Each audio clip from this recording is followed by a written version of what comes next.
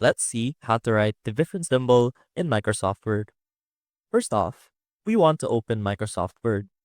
And as you can see right here, we have our document ready.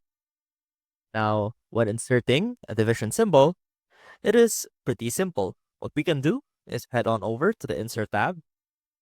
Now click on Equation, and that will open up a new equation right here with the different operations you can choose from up here. Now let's type in our equation. For example, we want to type 1 divided by 2 and just click outside the box. And you'll see that we have our equation with the division symbol right there. However, another method we can take is by simply heading over to the File tab, click on Options. Now click on Proofing and click on Autocorrect Options. Right here, click on Math Autocorrect and make sure that you have this checkbox checked.